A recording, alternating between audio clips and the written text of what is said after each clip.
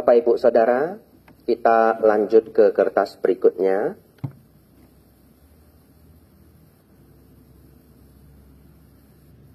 Kebenaran mulia yang ketiga. Ya. Apa kebenaran mulia yang pertama, Bapak Ibu? Adanya duka, ya, adanya duka. Kita flashback sedikit. Bapak Ibu Saudara, setelah kita mempelajari adanya duka, kita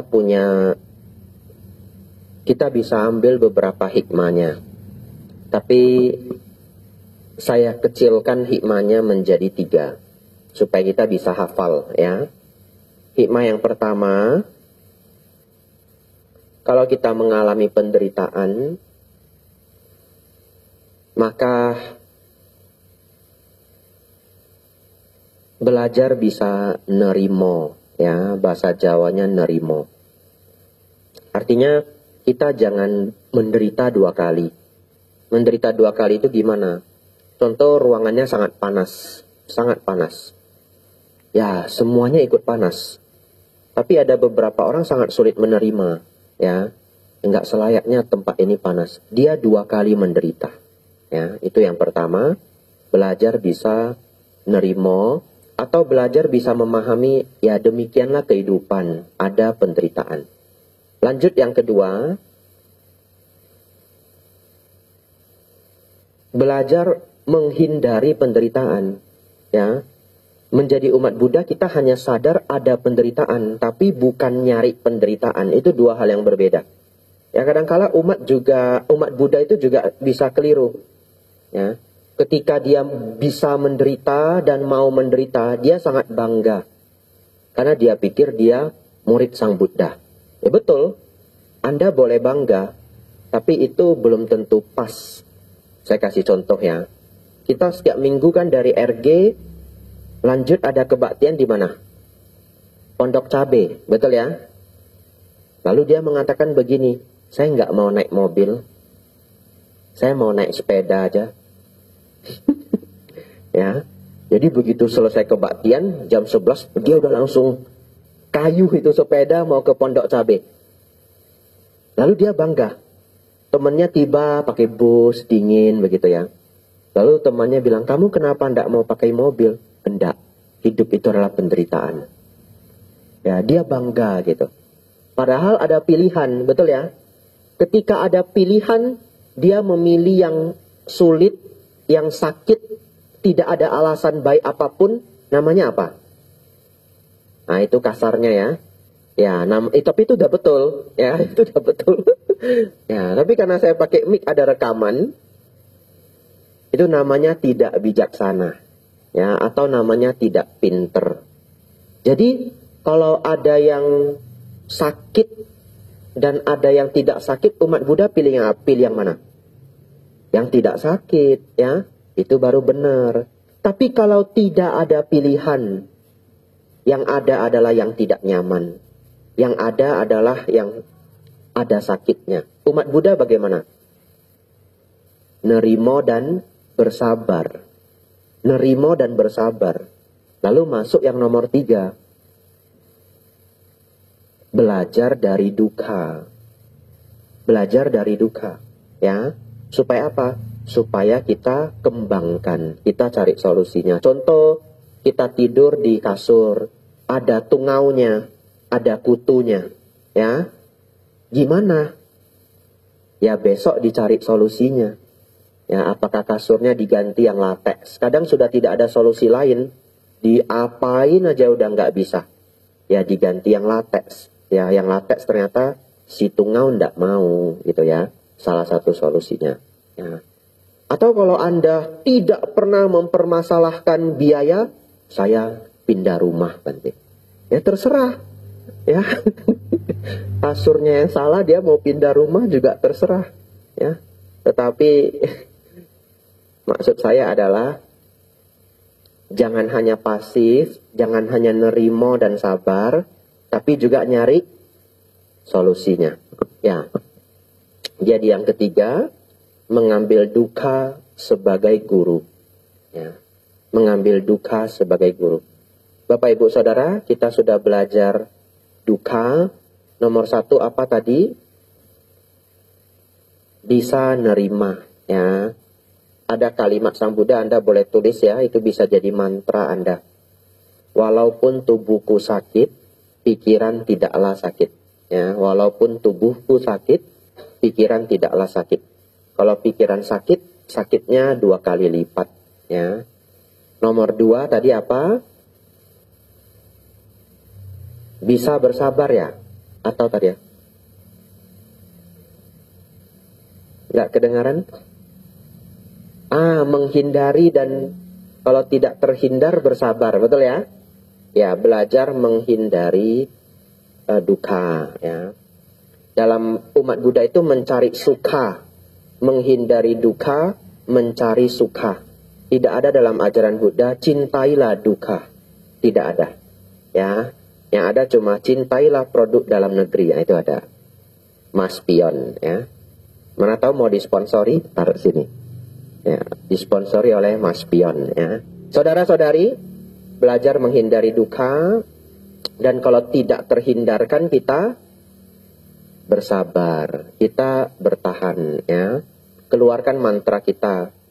Kesabaran adalah tapa tertinggi, ya. Kesabaran adalah tapa tertinggi. Duka tidak terhindarkan, kesabaran adalah tapa tertinggi. Setelah sabar apa? Belajar mencari solusi. Ya, apa itu? Ambillah duka sebagai guru. Ambillah duka sebagai guru. Nah, Bapak Ibu Saudara, kita kemarin belajar yang nomor 1, ada duka. Ya, setelah kita duka, kita sabar, kita nerimo, akhirnya Sang Buddha bagaimana?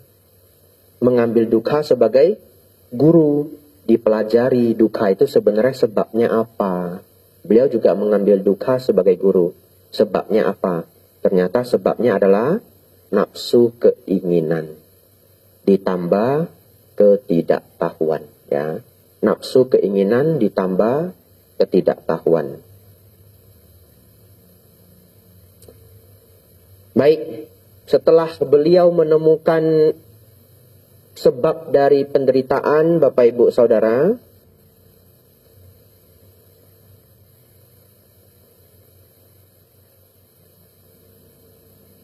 beliau mencari solusinya, ya, dan solusinya dapat. Solusinya dapat. Apa solusinya, Bapak Ibu? Solusinya adalah jalan mulia berunsur 8, nomor 4. Ya, tetapi orang India kuno itu lucu. Orang India kuno kalau mengajar itu dikasih tahu dulu hasilnya, baru jalannya. Jadi kalau Anda lihat formatnya ini unik gitu, ya. Kenapa formatnya begini, Bante? Problemnya dulu, sebab dari problem, ketika problemnya selesai seperti apa, baru jalannya. Itu memang cara berpikir India kuno. Nanti kalau kita baca sutta yang lain juga sama. Yang dikeluarkan apa? Problemnya dulu. Ya. Jadi, sekarang kita masuk ke nomor 3. Ini adalah ketika problem itu lenyap. Bisa nggak duka itu lenyap? Setelah perjalanan panjang Sang Buddha, beliau menemukan duka itu bisa lenyap. Ya. Mari Bapak Ibu konsentrasi, saya bacakan. Kebenaran mulia yang ketiga adalah kebenaran mulia mengenai lenyapnya penderitaan. Dukkha nirodha arya sacca. Pada kebenaran mulia ketiga ini, Sang Buddha dengan jelas menyampaikan bahwa kita dapat mengatasi penderitaan dan merealisasi kebebasan dan kebahagiaan nibbana. Kata nibbana secara literal memiliki makna kepadaman yang merujuk pada makna mendingin atau tertiupnya api keserakahan, kebencian, dan delusi. Ya, silakan digarisbawahi keserakahan, kebencian, dan delusi. Sang Buddha menyebut nibbana dengan berbagai nama lainnya, yakni tanpa kematian, amata. tempat berlindung yang aman, kema, kedamaian, santa, perlindungan, tanah, kebahagiaan tertinggi, paramang sukang, kehancuran dari nafsu keinginan, tanhak kaya, keabadian, duhura.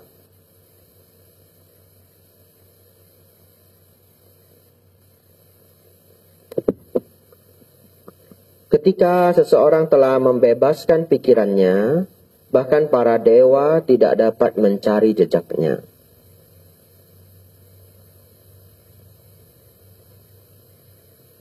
Ya, Bapak Ibu Saudara, paragraf ini merujuk pada kisah Sang Buddha.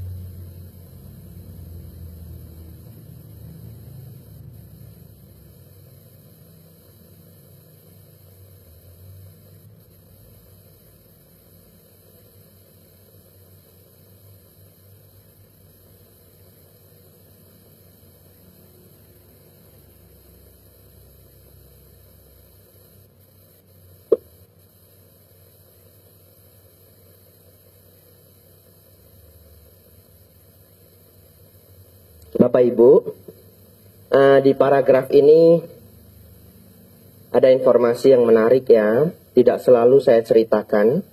Cukup sering di beberapa wihara saya skip ya. Tapi hari ini kita cukup banyak waktu, jadi saya jelaskan. Menariknya Bapak Ibu, kalau seseorang belum banyak belajar Dharma, mereka bisa berpikir kalau dewa itu sangat luar biasa. Ya, tapi memang dewa luar biasa. Dewa itu artinya penghuni surga, ya, atau angel dalam bahasa Inggris.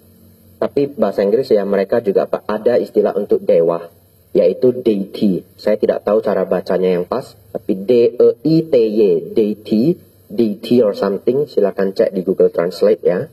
Saudara-saudari, jadi para dewa itu ada 6 tingkat alam. Lalu ada yang disebut Dewa Brahma. Dewa Brahma ada 20 tingkat. Dewa Brahma sering cuma disebut Brahma. Ya. Paling dekat Dewa Brahma ada di mana Bapak Ibu? Pantai Indah Kapuk. Nah, ya. Ya toh, Semiensen katanya ya. Ya, Brahma 4 wajah. Itu udah paling dekat ya. Ya, kalau yang lebih jauh ya ada. Bangkok juga ada ya, di Erawan. Kalau sebenarnya banyak orang tidak tahu, Brahma 4 wajah, itu bahasa Thainya, nama Thainya sebenarnya apa sih?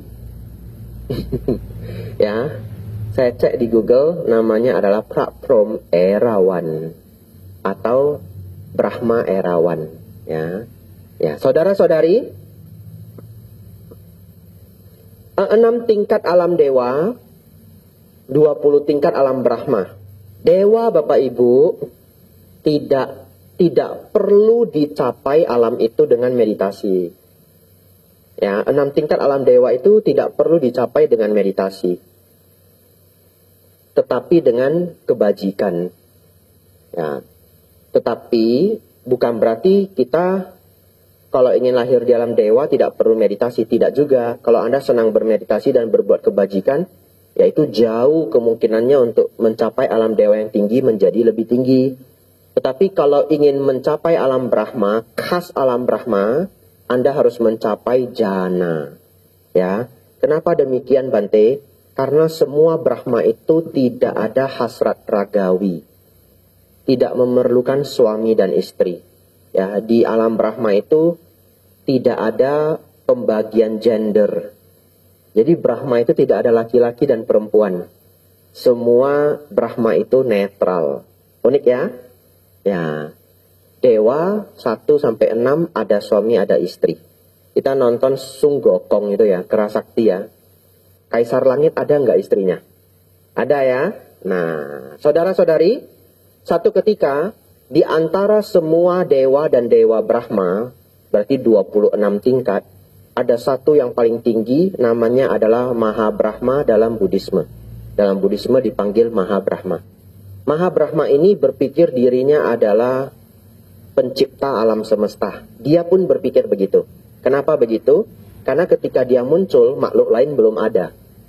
Dan pelan-pelan makhluk lain juga muncul. Jadi dia berpikir dia adalah penciptanya. Saudara-saudari, Sang Buddha mendatangi Mahabrahma ini dan memberitahu dia bahwa dia belum mencapai yang tertinggi.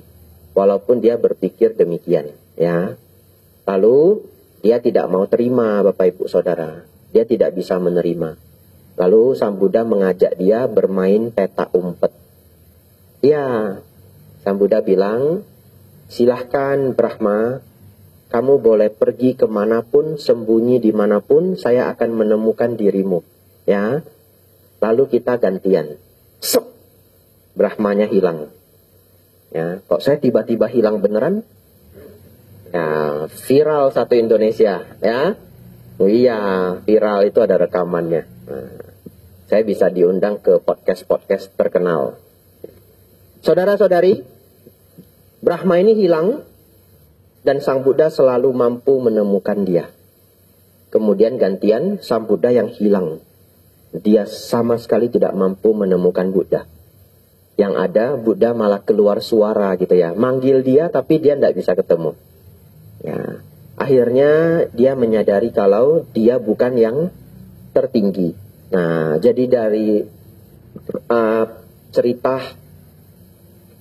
Sang Buddha dengan Brahma tertinggi ini, kalimat ini menjadi lebih gampang dipahami. Begitu ya. Ketika seseorang telah membebaskan pikirannya, yaitu mencapai nibbana, bahkan para dewa tidak dapat mencari jejaknya. Apa alasannya?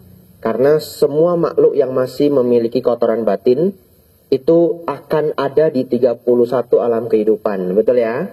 Ya, tapi seseorang yang mencapai nibbana, dia tidak ada di salah satu dari 31 alam kehidupan setelah wafat.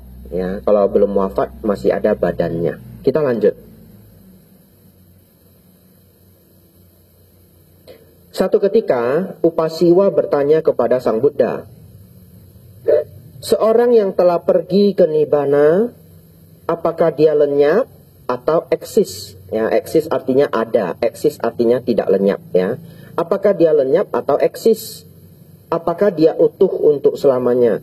Jelaskan ini kepadaku, oh yang bijaksana, karena Anda mengetahui kebenaran ini dengan baik. Dan Buddha menjawab, tidak ada takaran atau ukuran bagi mereka yang telah pergi, yang mana bagi seseorang dapat mengatakan bahwa ia tidak lagi eksis. Ketika segala fenomena telah terhapus, maka segala penggambaran juga terhapus. Keadaan pencapaian nibbana adalah di luar kata-kata untuk dapat dijelaskan. Bapak Ibu Saudara, nibbana itu di luar kata-kata untuk bisa dijelaskan ya, tapi bagaimanapun kita belajar berjuang memahaminya ya. Jadi kita lanjutkan modul kita. Ketika Sang Buddha mengatakan seseorang telah mencapai nibbana tidak lagi eksis, silakan digaris bawahi. Sang Buddha mengatakan mereka yang mencapai nibbana tidak lagi eksis atau padam. Yang beliau maksudkan adalah tidak eksisnya karakteristik yang berhubungan dengan eksistensi, yakni kelahiran, kematian, memiliki tubuh, berpindah secara ruang dan waktu.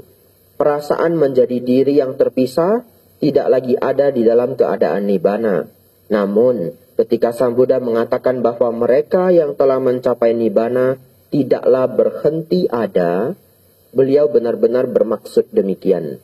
Sifat alamiah dari dimensi nibbana tidaklah memadai untuk dijelaskan dengan bahasa duniawi, dan juga tidaklah cukup untuk dibayangkan oleh pikiran duniawi. Bapak Ibu Saudara, untuk sedikit lebih bisa memahami ini ya, saya senang membuat perumpamaan. Bayangkan Bapak Ibu, kalau anggaplah kita ini ikan gurame ya. Ya, saya lah ikan gurame, jangan kita ya. Ngapain saya ajak Anda jadi ikan ya? Ya, Anda mungkin tidak rela ya, tidak mau saya bantai, saya tidak mau jadi ikan gurame gitu. Ya, atau ya sebenarnya harus ikan air payau ini baru cocok. Tapi sudahlah, ini fiksi ya. Anggaplah saya ikan gurame Bapak Ibu. Satu ketika saya ketemu ikan glodok ya, yang bisa naik ke darat ya. Nah, atau saya ketemu kodok gitu ya. Lalu mereka berusaha menjelaskan ke saya, ada keadaan di mana badan kita itu lebih ringan. Ya, saya masuk ke satu dimensi gurame, kata gitu ya, kata glodok ya. Saya masuk ke satu dimensi, badan saya jadi ringan. Saya gerakkan sirip saya itu lebih gampang. Ya, tapi anehnya saya nggak bisa terbang lagi. Saya cuma bisa di darat. Dia bahkan nggak ada istilah darat ya. Saya cuma bisa di bawah, ya. Tapi nggak bisa lama-lama. Kok lama-lama kenapa? Megap-megap kata gitu. Kenapa? Karena ikan glodok bisa naik ke darat, lalu pulang lagi ke air. Betul ya? Apa pertanyaan ikan gurame? Di sana ada airnya enggak? Itu pertanyaan dia. Atau bahkan bukan itu ya. Bahkan dia nggak bisa membedakan apa yang dimaksud dengan air ya. Karena dari lahir sudah di sana. Baik, Bapak Ibu Saudara, itu fiksi ya. Si ikan gurame itu fiksi. Tapi lebih kurang seperti itulah ketika seorang arahat mau menjelaskan nibbana ke kita. Nibbana itu paling sederhananya adalah keadaan tanpa ruang dan waktu. Sederhananya ya. Keadaan tanpa ruang dan waktu, keadaan tanpa kotoran batin. Ya. Tanpa ruang dan waktu dan tanpa kotoran batin. Karena tidak ada ruang dan waktu. Nah, saya ketemu lagi satu contoh yang lebih bagus ya. Minum dulu ya.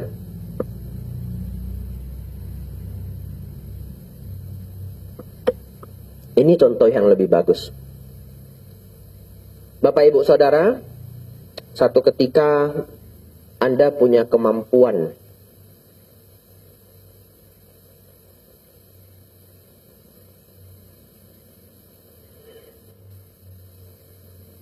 baik, seperti ini aja. Atas di mana Bapak Ibu? Bawah. Ini. Ya. Setuju enggak? Kalau saya bilang ke Bapak Ibu, tidak ada atas dan bawah. Nah, tidak setuju toh? Baik. Saya lanjut. Bapak Ibu tahu enggak? Konsep atas dan bawah itu adalah konteks kata dalam tempurung. Apa maksudnya? Kalau kita pergi ke luar angkasa, kan sudah nggak ada gravitasi. Ya, kita berangkat ini ke luar angkasa, rame-rame nih, trip RG. Yang lain mah ke India. Kita mah ke luar angkasa, betul ya? Yang Damayatra ke India mah biasa. Damayatra kemana? Luar angkasa, gitu ya. Terbanglah kita ke luar angkasa, rame-rame Bapak Ibu, ya. Daftar dulu ya. Sampai di sana, kita di sana beberapa hari, beberapa minggu. Anda tahu di mana atas, di mana bawah? Nggak ada. Karena konsep atas dan bawah itu sebenarnya nggak ada. Secara alam semesta, atas dan bawah itu nggak ada. Kalau kita sudah di luar angkasa, atas yang mana? Bawah yang mana? Nggak ada Bapak Ibu. Kita mah bingung, betul nggak? Melayang-layang begini. Baru akhirnya kita pulang ke bumi. Setelah kita pulang ke bumi, lengketlah ini ke darat. Baru ada yang namanya bawah, ada yang namanya atas. Setuju enggak? Saya katakan bahwa konsep atas dan bawah itu hanya sah kalau kita ada di bumi. Betul ya? Itu adalah konsep kata dalam tempurung. Ya, kalau kita masih di bumi. Satu ketika ada alien datang kongko kita sama alien. Dia bisa Hokkien juga. Contoh ya. Ya. Lalu kita tanya dia, planet kamu di mana? Oh, planet saya jarak 3 tahun cahaya dari sini. Apa itu Bante 3 tahun cahaya? Kalau kita nyalain senter, itu cahaya senter 3 tahun baru sampai. Kecepatan cahaya itu 300.000 km per detik. Ya, 3 kali 10 pangkat. Nah, carilah di Google ya. Saya mau sok pinter tapi kelupaan. Ya, 300.000 km per detik. Bapak Ibu Saudara, nyalain senter 3 tahun baru sampai ke planet dia. Pertanyaan kita, itu di atas atau di bawah? Ketawa dia Bapak Ibu. Betul ya? Si alien ini ketawa. Atas dan bawah itu nggak ada. Ada. Nggak ada. Kamu makhluk yang terlalu kuno. Susah lah saya jelasin. Lalu kita syuki ya. Ya, sakit hati kita ya toh. Kan khasnya manusia. Sakit hati. Bapak Ibu Saudara, jadi sesulit itulah seorang arahat ingin menjelaskan kepada kita ada dimensi di mana tidak ada ruang dan waktu ya. Ada dimensi di mana sudah tidak terpengaruh oleh kotoran batin. Oleh karena itu setiap kali Sang Buddha ditanyakan apakah nibbana itu abadi, beliau nggak bisa menjelaskan sebenarnya. Karena apa yang disebut abadi Bapak Ibu? Kalau ada waktu. Kalau ada konsep waktu itu baru ada yang disebut abadi. Ada yang disebut tidak abadi. Ada yang disebut mati. Karena ada waktu. Ketika konsep waktu itu juga nggak ada, ya itu nggak bisa dibahas. Itu sama seperti ketika kita sudah trip ke luar angkasa, atas dan bawah itu udah nggak bisa dibahas. Karena sebenarnya atas dan bawah itu tidak ada. Saudara-saudari, saya yakin setelah saya menjelaskan begini pun masih ada yang bingung. Ya. Oleh karena itu kita lanjut membaca. Kendati pun Namun kendati pun sulit untuk dijelaskan, Sang Buddha memberikan kita gambaran akan sifat alamiah Nibbana. Beliau menjelaskan pikiran manusia demikian. Pikiran adalah bercahaya, namun menjadi ternodai oleh kekotoran batin yang datang dari luar. Orang biasa tidak dapat menyadari ini karena mereka tidak mengembangkan batin. Bapak Ibu Saudara, silakan garis bawahi pikiran adalah bercahaya.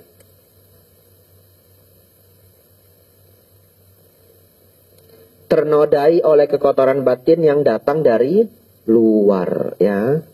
Jadi Bapak Ibu Saudara, dalam Dharma sesungguhnya semua makhluk hidup itu awalnya baik, ya. Awalnya baik.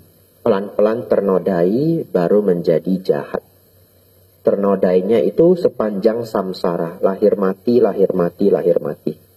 Tapi kalau kita kembali, manusia awalnya adalah baik. Atau makhluk hidup awalnya baik. Pikiran adalah bercahaya dan dapat terbersihkan dari kotoran batin yang muncul dari luar. Inilah yang dipahami oleh para murid suciwan. Oleh karenanya mereka mengembangkan batin. Dengan kata lain, pikiran atau batin adalah bercahaya pada awalnya pabasarang idang citang, yang ternodai oleh kekotoran batin. Ketika kekotoran batin terbersihkan, cahaya batin kembali muncul.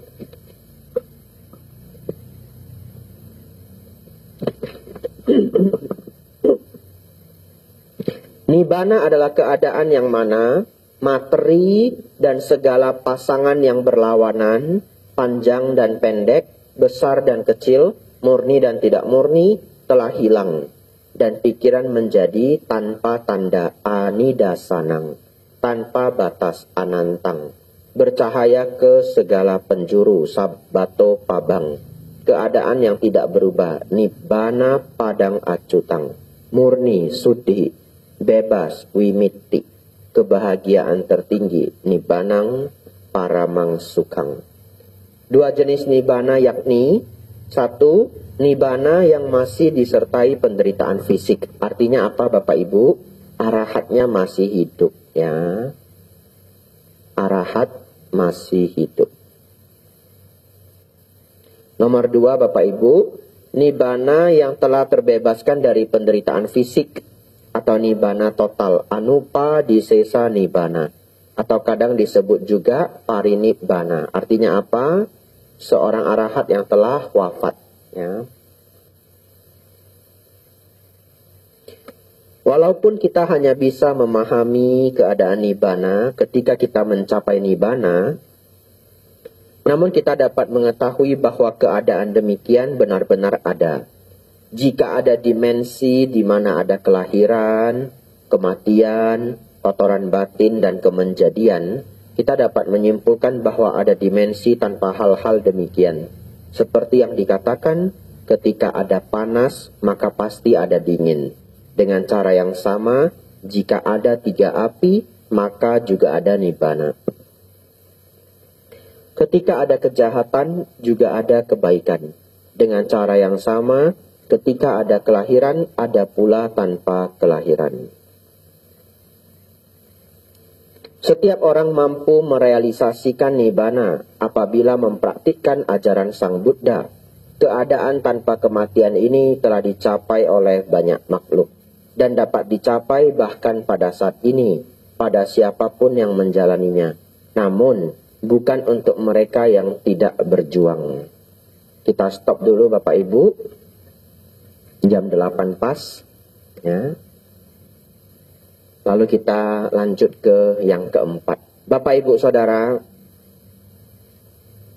pencapaian tertinggi di dalam ajaran Buddha adalah pencapaian nibbana. Setelah kita membaca cukup banyak deskripsi dari nibbana, saya ingin menyederhanakan, ya. Bagi Anda yang masih sulit memahami ini, yang pertama, nibbana adalah keadaan lenyap totalnya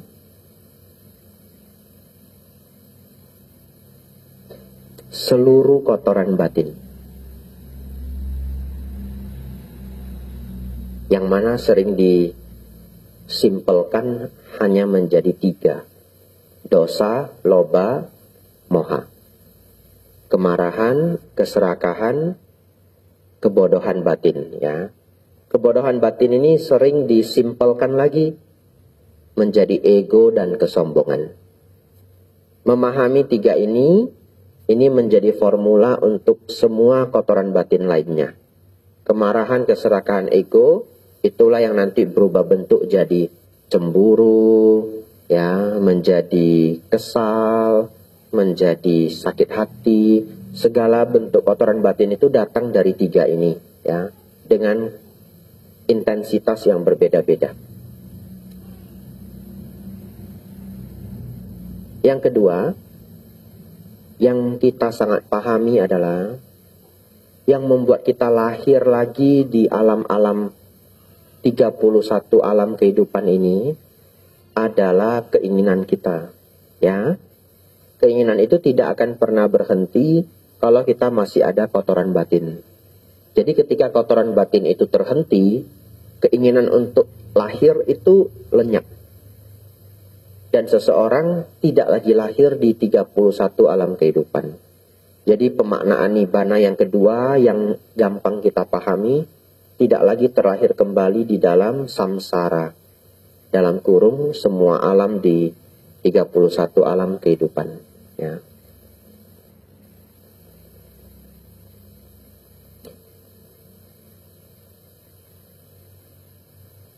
Keadaan tidak lahir di 31 alam kehidupan inilah kita kenal sebagai nibbana.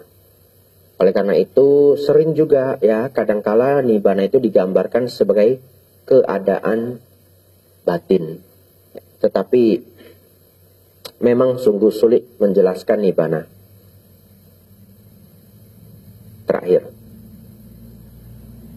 sebingung-bingungnya kita, Sang Buddha menjamin Nibbanang paramang sukham. Nibbana adalah kebahagiaan tertinggi. Jadi walaupun kita sulit memahami, beliau tutup dengan jaminan ini sudah yang tertinggi. Ini sudah kebahagiaan yang tertinggi, ya. Dan menurut saya rumus itu masih sangat masuk akal. Saya buktikan. Ketika kita marah Bapak Ibu, nyaman atau tidak nyaman? Tidak nyaman. Semakin besar marah kita, semakin tidak nyaman. Setuju? Setuju, ya? Ya. Kalau kita sudah tidak mampu lagi marah dalam keadaan apapun, nyaman tidak Bapak Ibu? Nyaman, ya. Jadi kita masih bisa nalar gitu. Yang disampaikan Sang Buddha dengan lenyapnya kekotoran batin.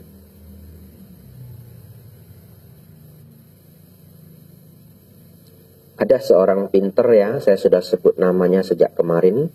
Namanya Naval Ravikant. Ya, dia seorang triliuner tapi senang belajar banyak macam hal. Dan sepertinya dia mendalami Buddhism cukup mendalam. Nah, dia unik. Dia mengatakan begini.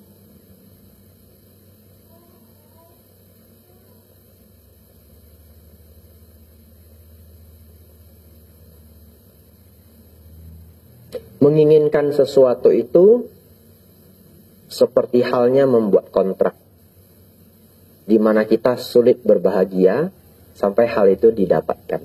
Ya. Jadi menginginkan sesuatu itu seperti halnya membuat kontrak, yang mana kita sulit berbahagia sampai kita mendapatkannya. Oleh karena itu, semakin banyak keinginan, semakin banyak kontrak. Ya. Dan dia memberi wanti-wanti.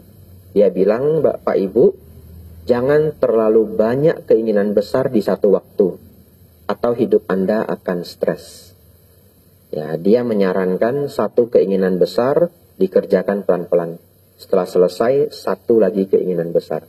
Ya, kalau keinginan kecil ya dia tidak bahas. Dia hanya bahas satu keinginan besar. Ya. Jangan Anda, saya mau S3 Bante, saya mau diet juga biar six pack. Tapi saya juga mau toko saya itu upgrade jadi 10 cabang. Saya punya YouTube, nanti saya mau buat juga 1 juta subscribers. Lalu saya punya mobil impian, habis lah Anda. 10 keinginan besar dia ya. Jadi bisa pas 5 tahun tidak ketemu RSJ ya. Ya. Jadi ya saudara-saudari,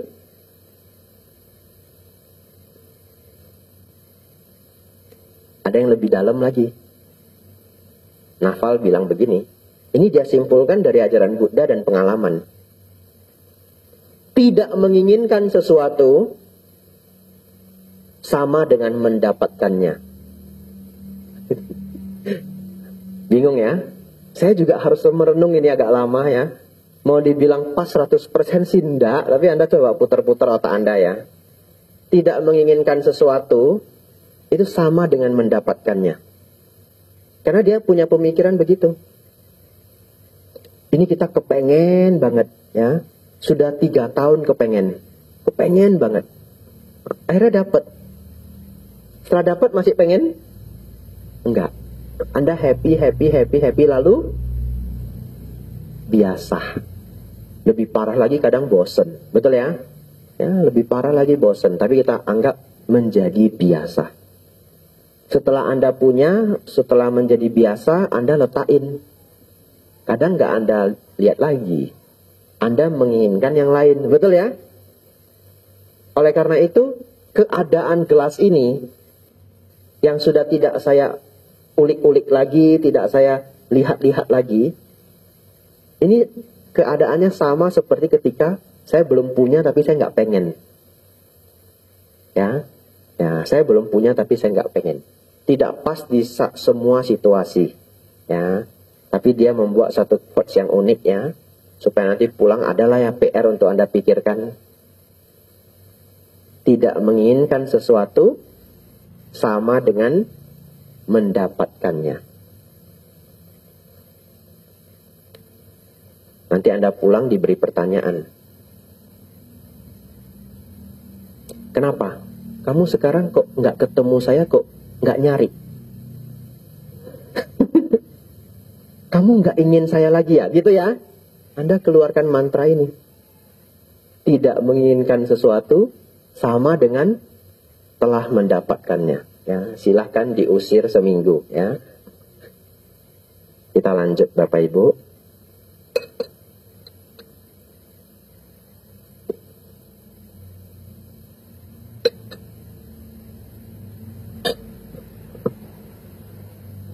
Baik, 50 menit terakhir.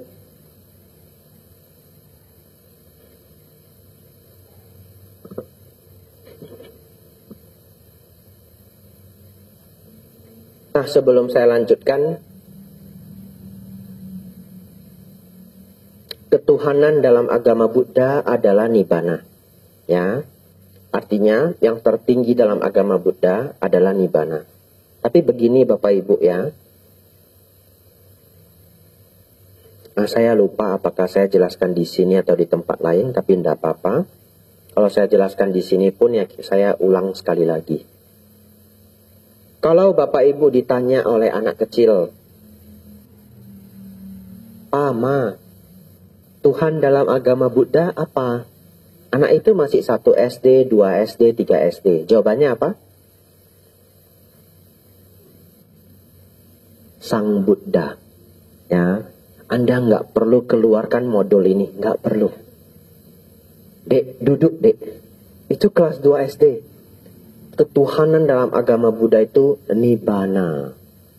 Keadaan di mana? Tidak mungkin kelas 2 SD. Ya, jawaban sederhananya apa? Sang Buddha. Kenapa?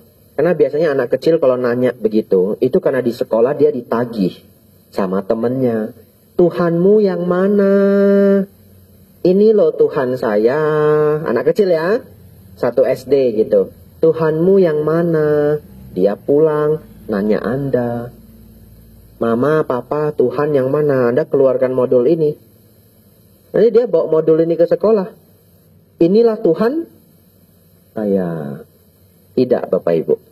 Anak kecil itu hanya karena ditanya temannya. Tuhanmu yang mana? Jawabannya adalah Tuhan adalah Sang Buddha. Tapi kalau mau lebih detail, karena Sang Buddha mencapai Nibbana, tetap ujung-ujungnya adalah Nibbana. Tapi anak kecil, jawabannya Sang Buddha. Lalu Anda cariin foto Sang Buddha tidur yang ada di Wat Po, Thailand. Itu gede banget, 3 kali pentas ini. Ini panjang ini kayaknya 3 kali atau 2,5 kali ya, lebih kurang ya. Ya, 2,5 kali lah minimal, 2 kali, gede banget. Anda cari fotonya di Google, kasih dia. Ini Tuhan dalam agama Buddha. Besok dia bisa pamerin ke temannya. Ini Tuhan saya, besar sekali. Iya, lebih besar dari gambar yang kamu punya. Nah itu. Lalu temennya nggak berani bully dia lagi. Jangan bully dia, Tuhan dia besar sekali. Itu ya kalau anak SD ya. Saya kasih ilmu Bapak Ibu ya. Bapak Ibu Saudara, masuk nomor 4. Kebenaran mulia yang keempat. Jalan menuju lenyapnya penderitaan. Dukkha Nirodha Gamini Patipada. Dan jalan ini adalah jalan mulia berunsur 8. Arya Athanggika Magga.